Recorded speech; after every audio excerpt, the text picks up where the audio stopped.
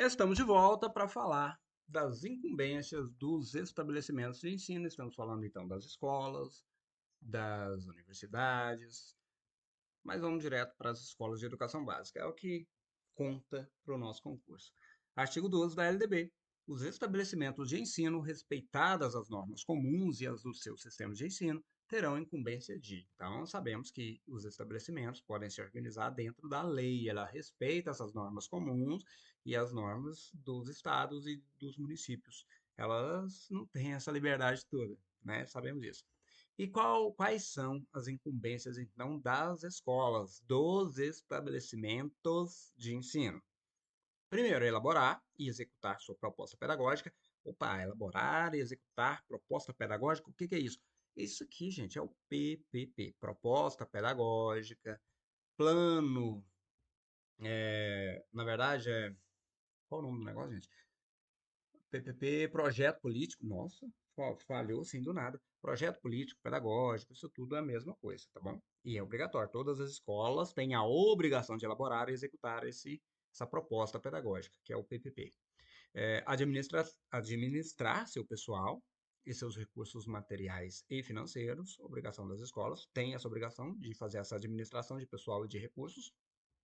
Assegurar o cumprimento dos dias letivos e horas-aula estabelecidos, obrigação também dos municípios, dos estabelecimentos de ensino, são eles que cuidam, né, asseguram o cumprimento desses dias letivos, que, se você ainda não sabe, são 200 dias letivos, e horas-aulas estabelecidas, que no ensino fundamental, educação infantil e ensino fundamental, são de 800 horas no mínimo. Minas Gerais, vocês vão ver que tem um pouquinho acima disso, mais para frente vocês descobrirão.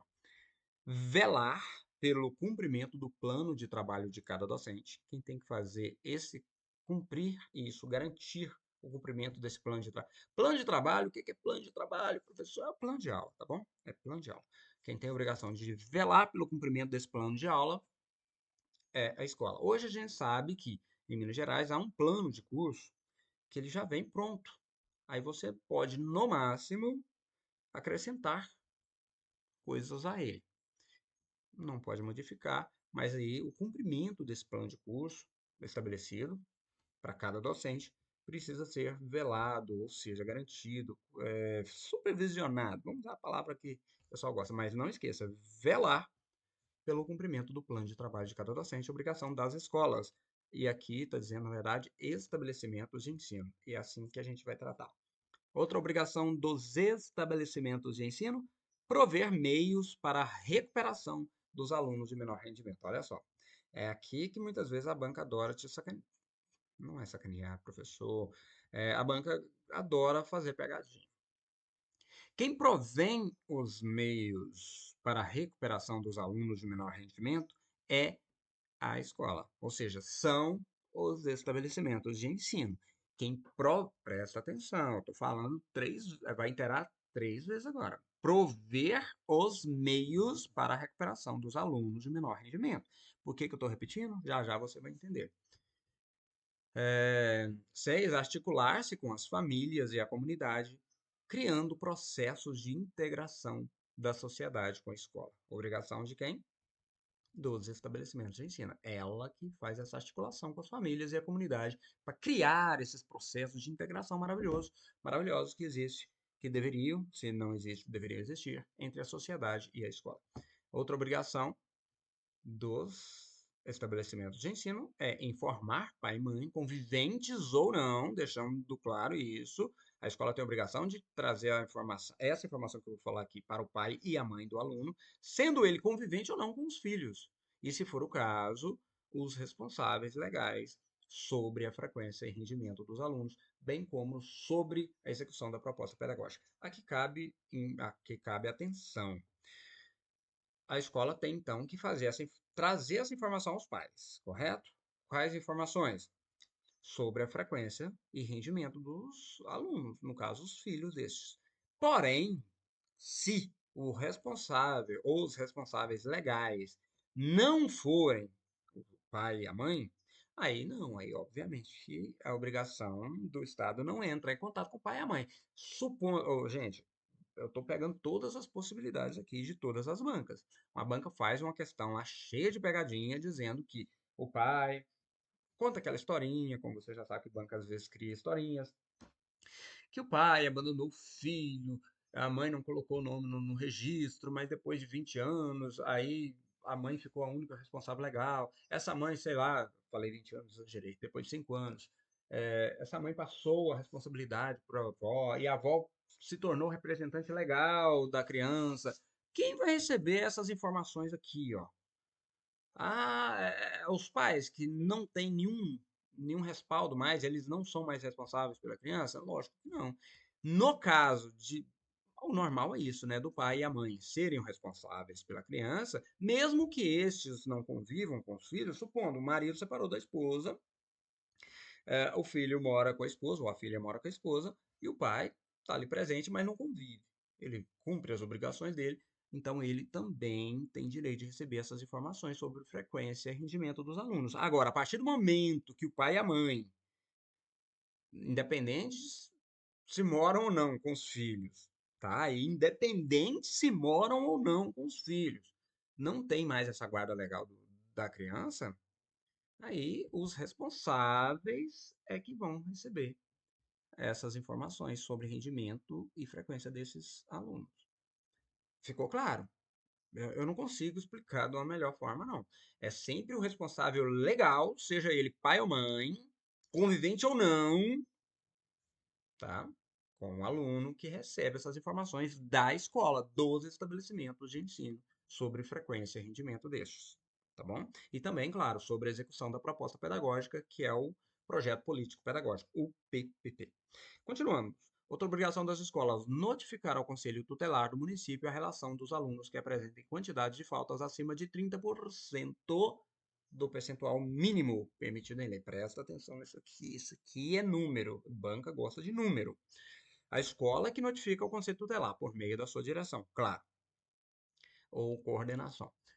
Quem deve fazer a comunicação, a notificação ao Conselho Tutelar sempre é a escola, não é um professor, tá bom? E essa escola pega informações de falta, essas coisas todas, obviamente, com o professor, uma vez que quem faz a chamada na sala é o professor. Mas quem notifica é a escola. Vamos lá. E a partir de quando que a escola notifica o Conselho Tutelar? Quando o aluno começa a ter faltas acima de 30% do percentual permitido em lei. Aqui está falando percentual? Não, mas eu já falo para vocês. É de 25% as faltas a partir do ensino fundamental. 25%. Se ele tem 100 aulas de determinado conteúdo no ano, ele pode ter no máximo 20 faltas. A partir do momento que ele atinge, tem uma proporcionalidade de acordo com o tempo. Chegou no segundo bimestre, o aluno já está lá com um monte de faltas. Vai bater Bateu 20 faltas. Segundo bimestre, o terceiro que seja. E aí ele atingiu, são 20 faltas que eu falei, atingiu 30% a mais, né, que são mais 6 faltas, deu 26, a escola já tem que entrar no conselho tutelar, notificar e lá. Tem outros processos, tá, gente? Mas a banca vai pegar esse textinho aqui, vai trocar esse 30% aqui para 40. Vai trocar esse 30% aqui para 25.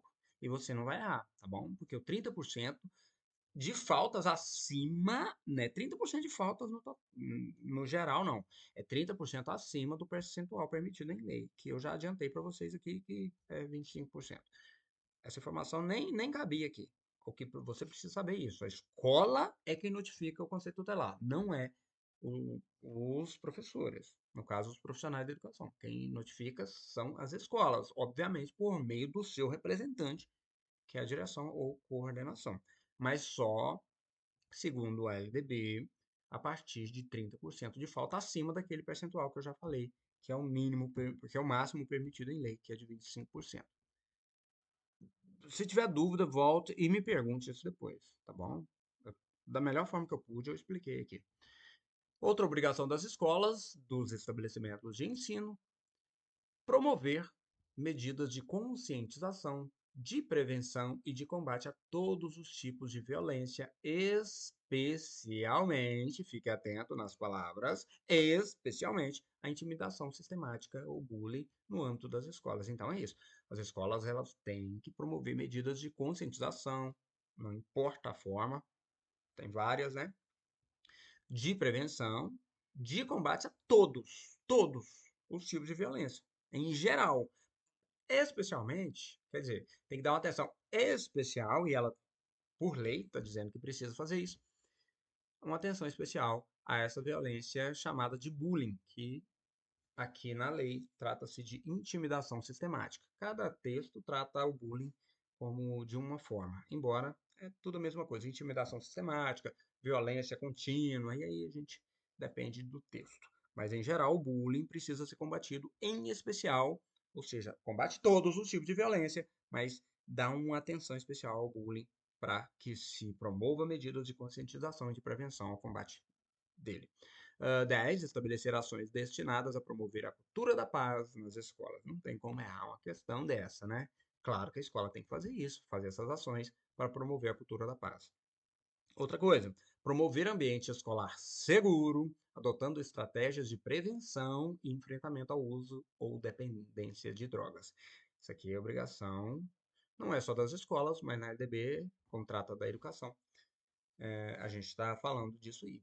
A escola precisa promover esse ambiente escolar seguro, né? E adotar todas as estratégias de prevenção e enfrentamento ao uso e dependência de drogas. Outra incumbência das escolas, aqui chamadas de instituições de ensino, instituir na forma da lei de que trata o artigo 14 os conselhos escolares. Então, ó, vamos lá. As escolas instituem os conselhos escolares. Que conselhos são esses, professor? Conselho de classe, nós temos ali o colegiado, e vai. Quem institui os conselhos de classe também, escolares, desculpa, também as escolas, as instituições. Os municípios e os estados, além dos conselhos escolares, eles instituem também os fóruns de conselhos escolares, mas as escolas não. Fóruns, as escolas não instituem. Fóruns, as escolas não instituem, tá bom? Só os conselhos escolares, de acordo com a sua competência ali. Agora a gente, mas o senhor falou que tem uma confusão às vezes entre vamos colocar ali entre docentes e estabelecimentos de ensino, sim. Fiquem atentos a isso aqui. Agora a gente vai falar das obrigações dos docentes. Ou seja, de vocês, professores. De vocês não, eu também. Nós temos a obrigação, então, de participar da elaboração da proposta pedagógica e do estabelecimento de ensino. Então, se a escola propõe lá, por lei é obrigada a propor, uma atualização do PPP, aqui chamado de proposta pedagógica, é a mesma coisa, o professor tem a obrigação de participar da elaboração desse documento. É um documento que todas as escolas têm, tá bom? O professor tem a obrigação de participar. Mas eu não quero, esse negócio não me interessa. É obrigação, tá aqui. É incumbência do professor participar da elaboração desse projeto político-pedagógico do estabelecimento no qual ele trabalha, ele presta os seus conhecimentos, né? Que a partir desse concurso será um conhecimento maior, será um conhecimento que você terá uma tranquilidade, vai estar efetivo. Confia que uma vaga é sua. Continuamos. Outra obrigação do professor é elaborar e cumprir. Até aqui tudo bem, né, pessoal?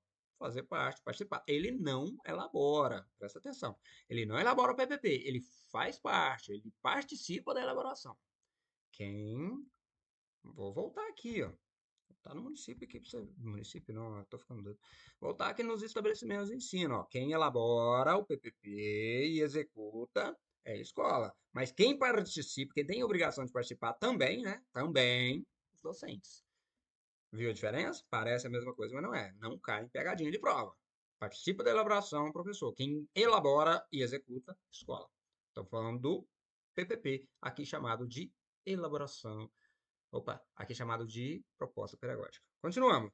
Elaborar e cumprir o plano de trabalho segundo a proposta pedagógica do estabelecimento de ensino. Então, quem tem a obrigação de fazer o plano de trabalho? O que é plano de trabalho? O senhor falou, esqueci agora há pouco.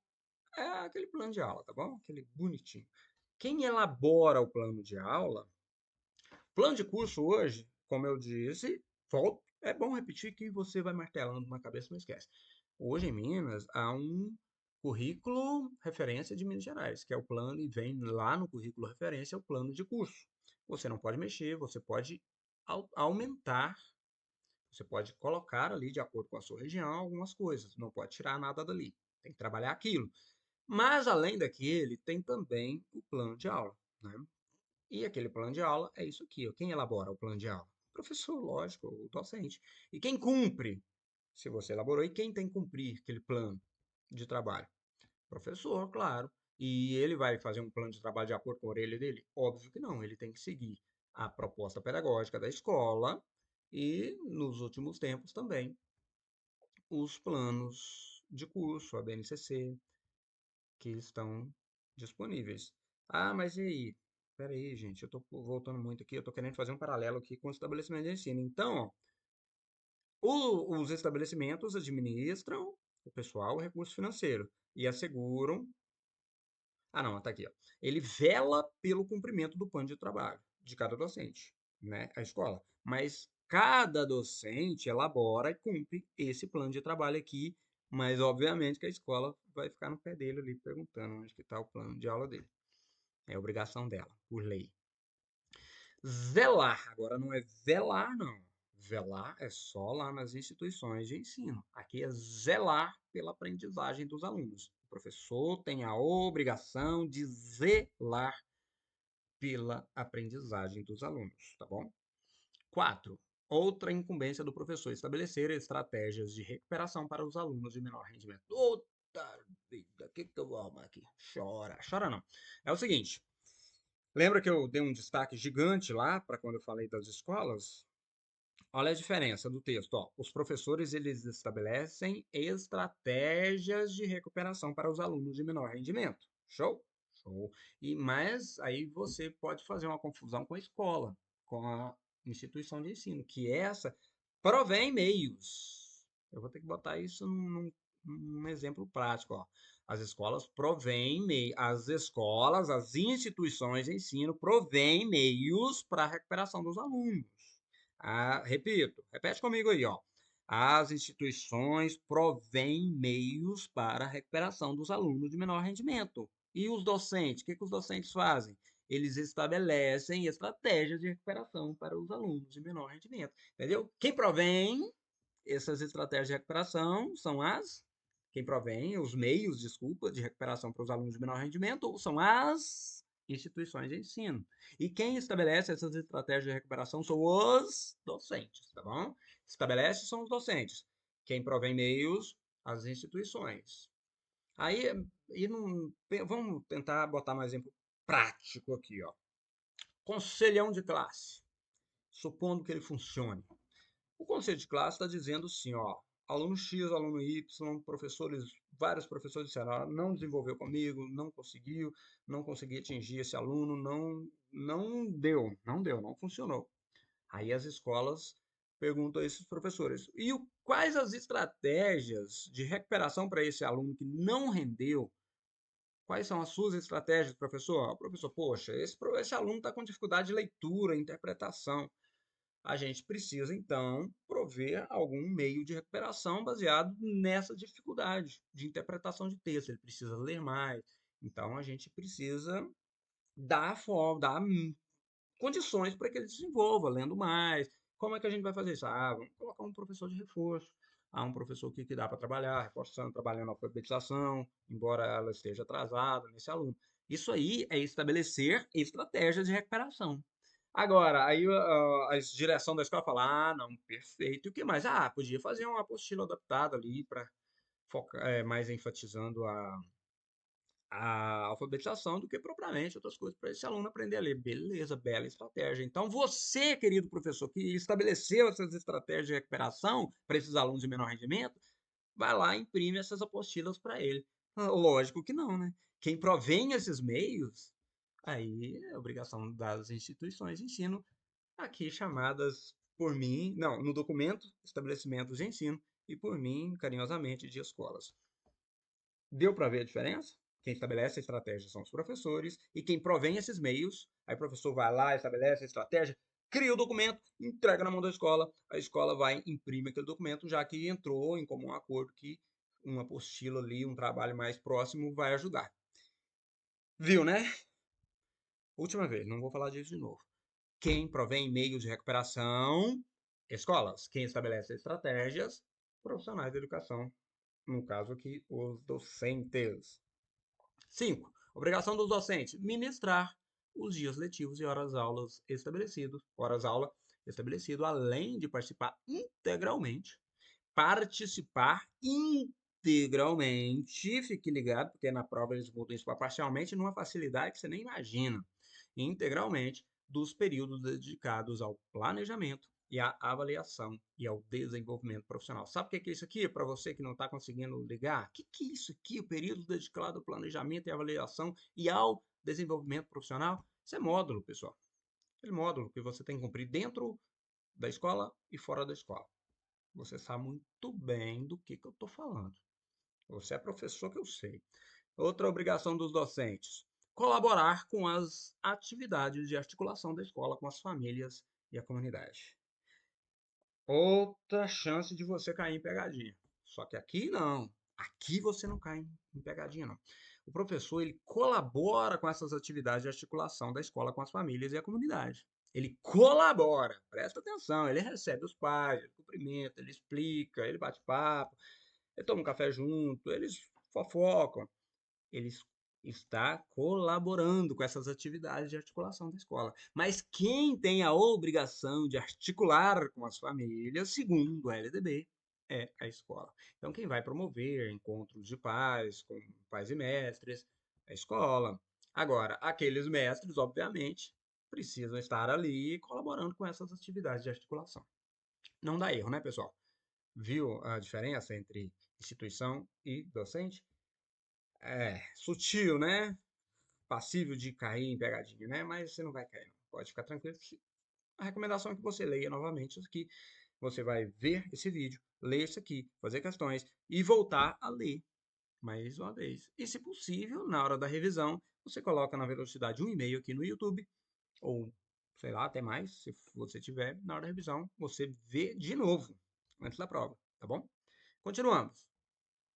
Artigo 14. Lei dos respectivos estados e municípios e do Distrito Federal definirá as normas de gestão democrática do ensino público na educação básica, de acordo com as suas peculiaridades e conforme os seguintes princípios. Cai em prova isso aqui?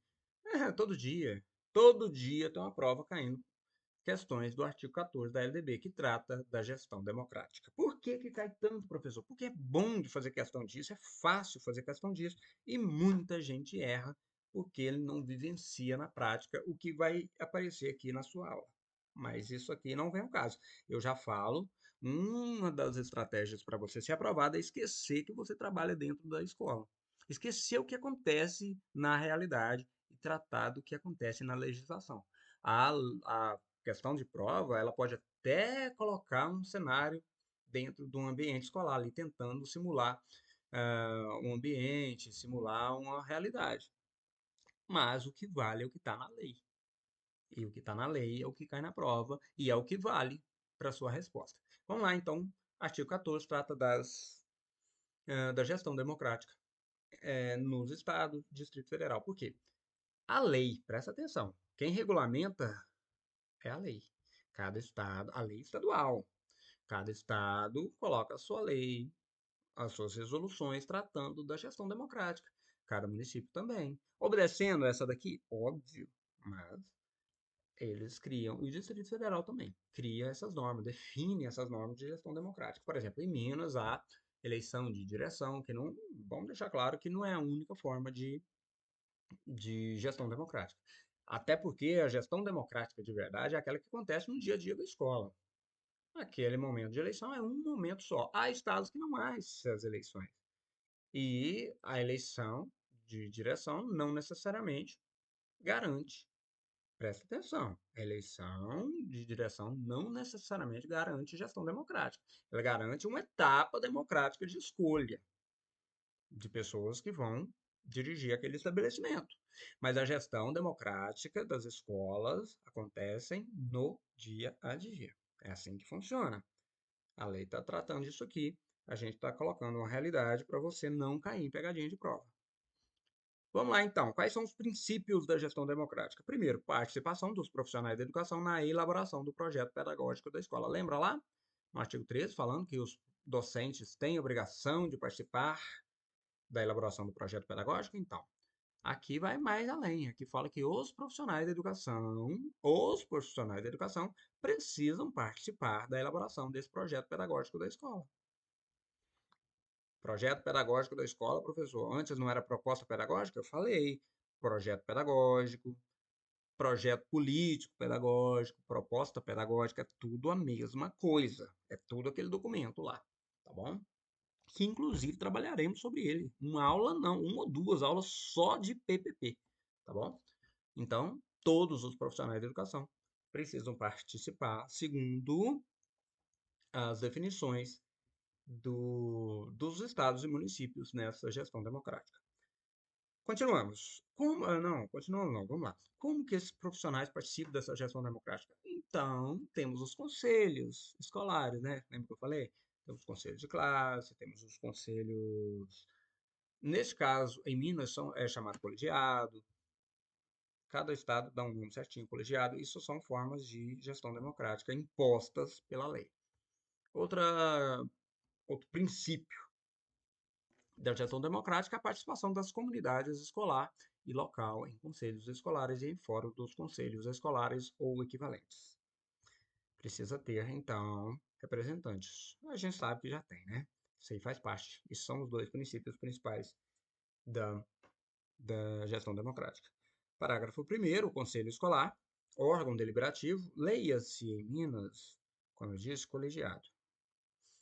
Órgão deliberativo, ou seja, ele consegue deliberar sobre diversos assuntos, ou seja, decidir o que ele decidir está decidido em diversas situações, né? Ele tem esse poder, às vezes ele nem sabe que tem esse poder, mas tem. E ele será composto do diretor da escola, membro nato, e de representantes da comunidade escolar e local, eleitos por seus pares nas seguintes categorias. O colegiado, o conselho escolar, ele obrigatoriamente precisa ser os membros deste precisam ser eleitos, escolhidos por eleição dos seus pares. Vamos lá. Quem compõe o conselho escolar? Em Minas, não esqueça, eu já falei, o nome é colegiado. Quem compõe esse conselho escolar? Professores, orientadores educacionais, supervisores e administradores escolares. Quem mais?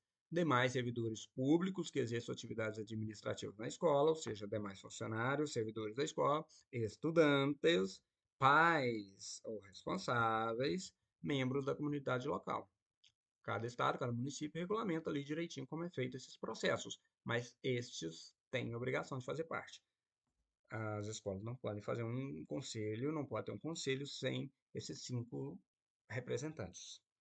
Parágrafo 2º. Agora a gente vai falar do fórum dos conselhos escolares. Esse aqui, você lembra que eu falei na aula anterior que a escola não faz fóruns dos conselhos escolares, quem faz são os municípios e os estados? Pois é, eles existem, mas a escola só faz o conselho escolar lá em Minas, chamado de colegiado. Tem outros também, mas o colegiado é o mais importante. Já o fórum, que as escolas não fazem, fóruns dos conselhos escolares, as escolas não fazem. Os estabelecimentos de ensino não fazem. Só os municípios e os estados.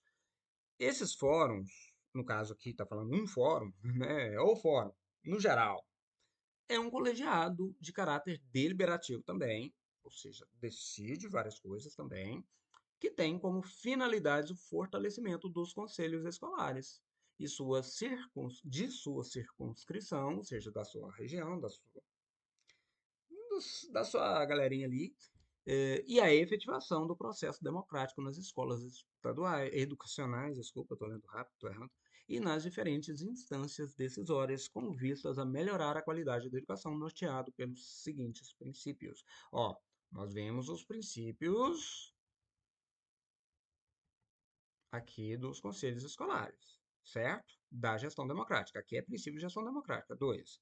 Nós vimos aqui também quem faz parte dos conselhos escolares, né? Vocês já viram. Agora a gente vai falar dos princípios. Não confunda. Princípios dos fóruns dos conselhos escolares. Primeiro, democratização da gestão, democratização do acesso e permanência, qualidade social da educação. São três aqui, três princípios do Fórum dos Conselhos Escolares, ou dos fóruns dos conselhos escolares, uma vez que não há só um. Repito, democratização da gestão, democratização do acesso e permanência, qualidade social da educação. Não esquece isso, tá bom? Vamos lá, parágrafo 3º. O Fórum dos Conselhos Escolares será composto de... Vamos lá, quem faz parte, então, dos fóruns de conselhos escolares? São 2 representantes do órgão responsável pelo sistema de ensino, ou seja, se for município, 2 responsáveis pela Secretaria de Ensino do município, de Educação do município. Se for estadual, 2 responsáveis pela Secretaria de Educação Estadual.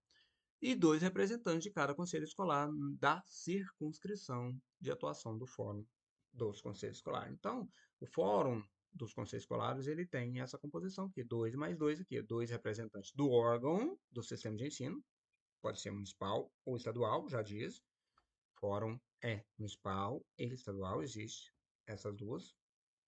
De união não tem não, tá? Não fala nada de união aqui.